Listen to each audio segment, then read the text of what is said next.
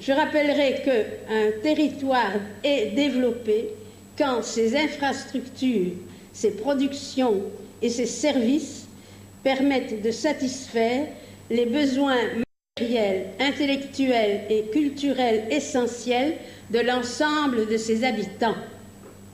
Or, dans leur grande majorité, les subsahariens vivent en dessous du seuil de pauvreté. Dans un premier paragraphe, nous parlerons des conditions générales et de la préhistoire. Cet état de choses déplorable avait été attribué essentiellement aux conditions naturelles, conditions jugées accablantes, implacables, avec de grandes étendues de forêts denses, de semi-déserts, de sols gréseux, sableux, granitiques, latéritiques, lessivés, et les multiples maladies caractéristiques des pays chauds. De plus, un isolement relatif. À ces causes d'ordre physique étaient ajoutées secondairement les guerres intestines, la traite des captifs et le choc colonial.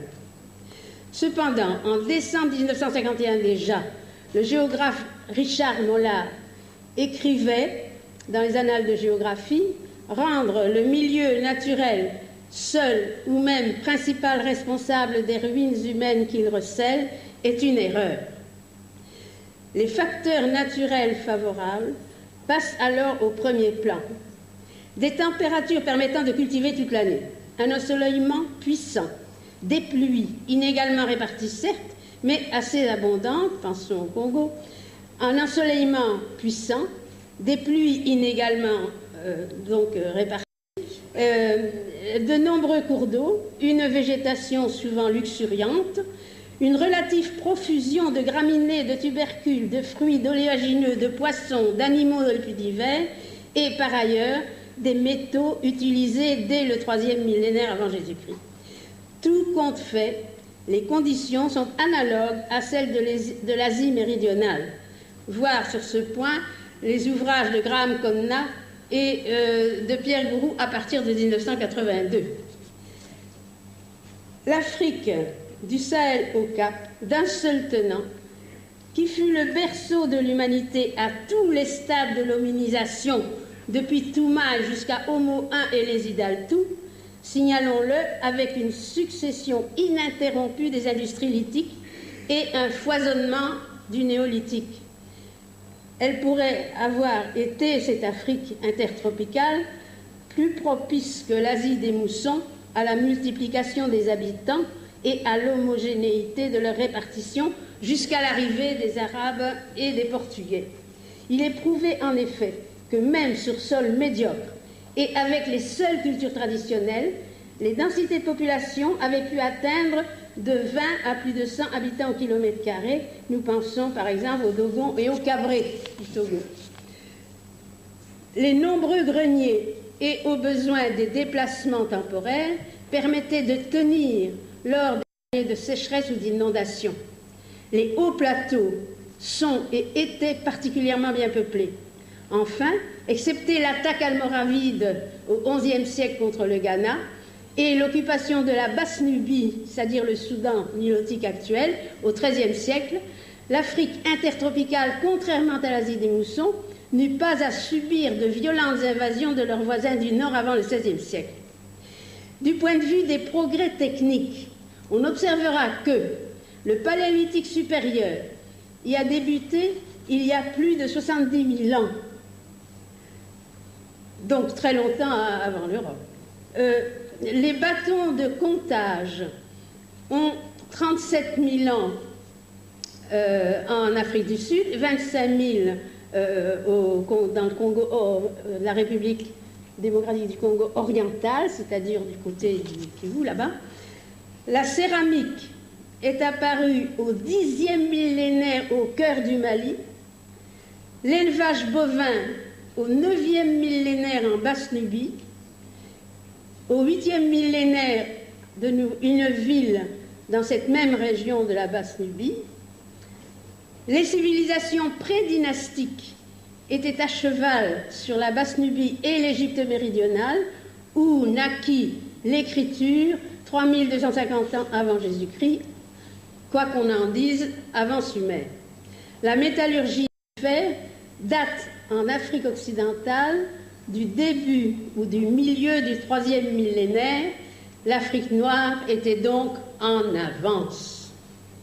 Sous l'Antiquité, répertorions les civilisations suivantes, celles de Kerma, Napata, Méroé dans l'île Moyen, la civilisation pré-aksumite et aksumite en Éthiopie, celle de Nok au Nigeria, Djeno-Djéné au Mali, les pourtours du Tchad, Aïdema et Sao, en Afrique orientale et australe, les grands villages de la Zambie et les constructions en pierre du Zimbabwe, en Centrafrique, une densité de l'ordre de 1 habitant au kilomètre carré dans la région mégalithique de Bouar, vers 1000 avant Jésus-Christ.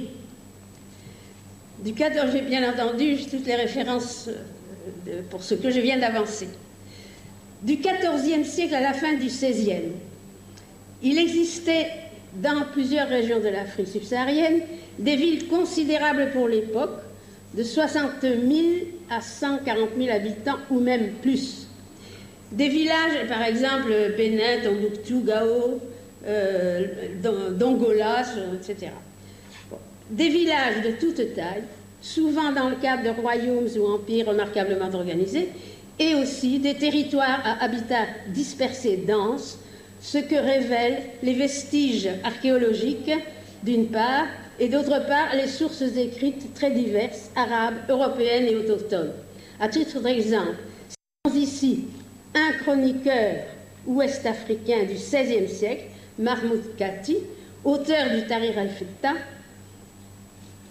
Des gens du Soudan, du pays Haoussa, eurent une discussion avec les gens de Gao, capitale du Songhai, les Soudanais disant que Kano était plus grande que Gao, des jeunes gens de Tombouctou et quelques habitants de Gao intervinrent